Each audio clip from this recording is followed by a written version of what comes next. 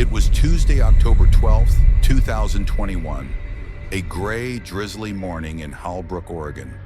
The kind where the sky just hangs low, pressing down on the town like a lid. My school, Hallbrook High, was already half empty from a mix of flu season and families pulling kids out for early breaks. It felt like everyone was already mentally gone. Third period was history, usually with Mr. Carlson, who was the kind of teacher that made learning about the Cold War feel like watching a spy movie. But that morning, when the bell rang, he didn't show up. Instead, a man in a tan windbreaker walked in, set a weathered leather briefcase on the desk, and started writing something on the whiteboard without saying a word. No introduction, no attendance check. He wrote just 2 words: silence equals safety. We all exchanged confused looks. Most of us assumed he was a last-minute sub. He looked around mid-50s, pale, a bit hunched, with thick rimmed glasses and a tight, pinched mouth, like he was always about to disapprove of something. A few kids muttered under their breath, but the sub said nothing. He just sat at the desk with his hands folded and stared. About 10 minutes in, my friend Maddie raised her hand. Sir, can I use the bathroom?" The substitute's head snapped toward her so fast it made a few people jump. "You may relieve yourself after roll is taken," he said in a voice too calm, like someone reading a line they'd practiced. No roll was ever taken. The tension started to rise. I noticed he wasn't using the teacher's laptop or checking the roster. He wasn't even pretending to teach, just watching. Then 25 minutes into the period, the overhead intercom crackled.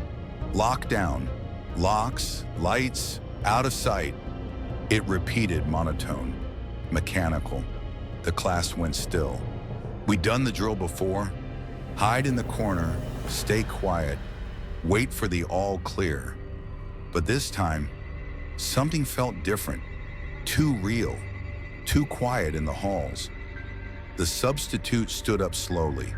He walked to the door, turned the lock, and pulled the shades over the window. But then, he left the lights on. Maddie whispered, "He forgot the lights." I was about to say something, but then the sub turned to us. His voice was cold. "Number, leave them. If you cannot be still in the light, you will never survive the dark." That sentence shut us all up. He motioned to the back of the room. "Corner, no talking, no devices." We followed, but I kept my phone low, screen dimmed. Checked the school safety app. There were no notifications. Usually, alerts go out immediately, to parents, to us, even to local news. But the app showed nothing. Then Maddie nudged me and mouthed, "Look outside." I crawled to the far window, pulled the edge of the curtain just enough to peek through. There was a police cruiser in the lot. A single officer stood by the gym entrance, and a person, looked like a staff member, was being handcuffed. But no sirens, no panic, just quiet. Inside the room, the substitute sat back down and pulled a notebook from his briefcase. He began to write something, page after page, very precise. I leaned forward, trying to read the top of the page when he tilted the book. I caught a glimpse. Room 3B, October 12th, 24 students. 1 missing, Carlson. My stomach dropped. Mr. Carlson hadn't called out that morning. His car was still in the staff lot. A few people mentioned seeing him Monday after school, but today, no one had seen him at all. I looked at the sub again. He wasn't acting like someone caught in a drill. He wasn't nervous. He wasn't even trying to keep us calm. He looked like a man waiting for something.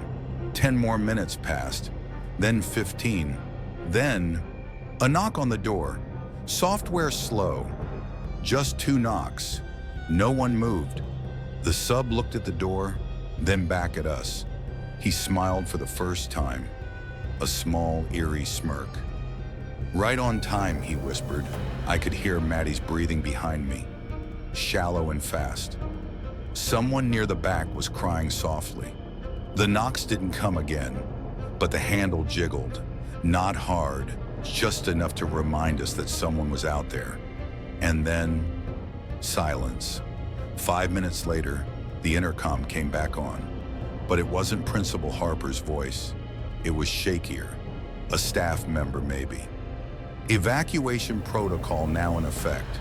Teachers, red folders, escort your students. Do not release them alone. The substitute didn't move. Ms. Farley from next door suddenly burst in. She had her red folder and 2 other students with her. She looked at the man behind the desk and froze. "You're not," she started, then stopped herself. The man stood up slowly, closed his notebook, and left the room. Just walked out. No badge, no ID, no real name. Later that day, we found out no substitute had been scheduled for history. There was no paperwork, no check-in at the front desk. The school said it was looking into it, but nothing was ever officially released. Mr. Carlson was never found. His apartment was untouched. His wallet and keys still on the kitchen counter. No signs of struggle, just gone. I sometimes dream about that knock on the door and that notebook. One missing, Carlson.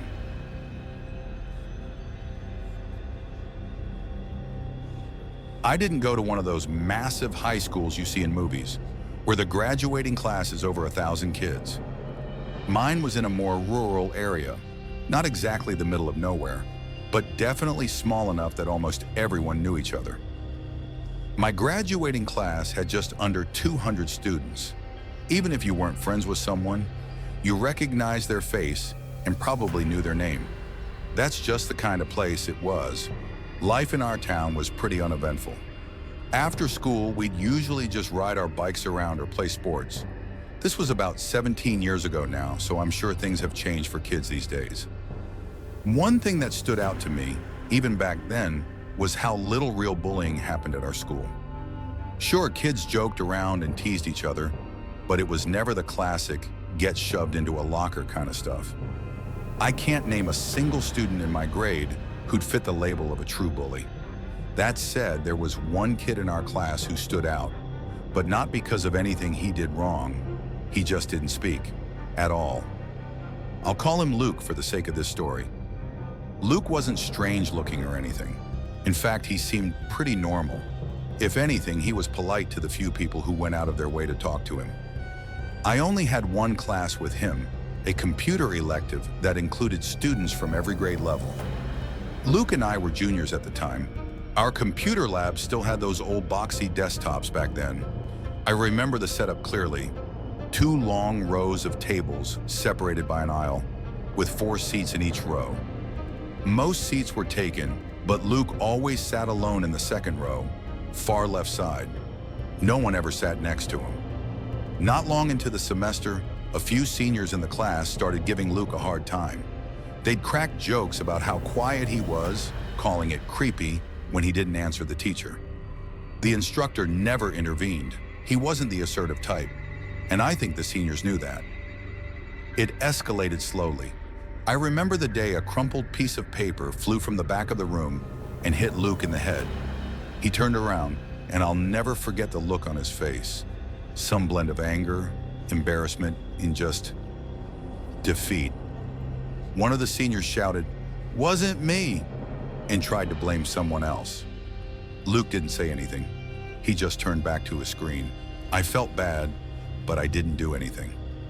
One day after school, I saw Luke sitting alone on the curb not far from the parking lot. I had started driving by then, early birthday perks, and when I passed him, I slowed down and asked if he needed a lift. His face brightened, and he quickly said yes. During that short 10-minute drive to his house, I learned more about Luke than I ever had before. He confided in me that the seniors weren't the only ones picking on him. He was dealing with this in multiple classes. That hit me harder than I expected. After that, we'd say hey to each other in class. I didn't exactly become his protector, but I did feel a bit more responsible. Unfortunately, I still kept my head down when others messed with him. And then one day, Luke didn't show up. Fourth period, our computer class, was halfway through when we noticed his absence. By seventh period English, the school intercom crackled to life with an announcement. "Lockdown! This is not a drill!" Everyone froze. Even our teacher looked scared. She rushed to kill the lights and told us to move to the corner of the room. Seeing her panic made the situation feel very real. We sat there in the dark for about 30 minutes, whispering guesses about what was happening. Eventually, the principal's voice came back on. "The threat has been handled. School will be dismissed early today." Rumors spread quickly. Someone had been spotted near the school in a mask, carrying a black duffel bag. Security locked the doors before they could get inside. Police showed up and the school shut down for the day. It was a Friday, and I had a few friends over afterward to hang out. That night, I was jolted awake by tapping on my window. At first, I thought I was dreaming. But no, it was real. I could see the silhouette of someone standing just outside. Heart pounding, I crept closer and asked, "Who is it?" A familiar voice responded, "It's Luke." My stomach dropped. I cracked the window just enough to talk. "How did you find me?" He looked up and said something that chilled me. "Through the window?" I tried to do something bad. Before he could say more, it all clicked. "You caused the lockdown, didn't you?" I asked. He nodded. I didn't ask what he planned to do. I was too afraid to know. When I pressed again on how he found my house, he said he remembered me mentioning a nearby deli and had ridden his bike around until he spotted my car. That didn't make it less disturbing. He asked to come in, said he wanted to talk. I told him I couldn't let him in, and I didn't want to hear about what he had planned. When he wouldn't leave, I raised my voice and called for my dad. That finally made him run off into the night. I woke my parents, and my mom insisted we call the police. When an officer arrived, I told him everything. Who Luke was, what he said, and what I believed he was about to do. The cops were already investigating the lockdown, so they knew something serious had happened. They went to Luke's house, but he wasn't there.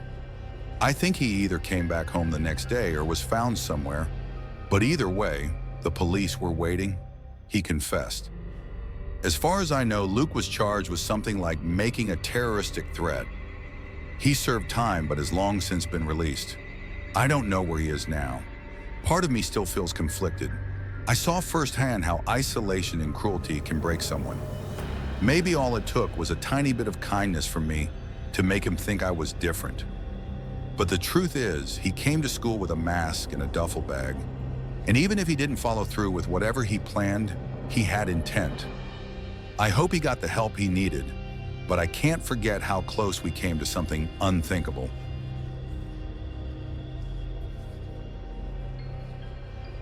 School had barely started, and I already had a lockdown experience to tell.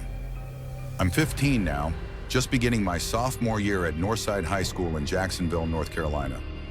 It happened early in the morning, around 6:55 a.m., when I arrived at school. I was one of the first students to show up for my first period, which was chorus. Our classroom is located at the far end of the Fine Arts wing, just beside the auditorium. I had taken my seat, earbuds in, music playing, as I waited for the morning bell. I was in my own little zone until I heard my teacher say something faintly. I paused my music and took one earbud out. That's when I noticed my classmates quietly moving toward the closet at the back of the room. It threw me off. Just the day before, we'd done a lockdown drill, so I figured maybe it was another one. Still, I followed along, unsure of what was really going on.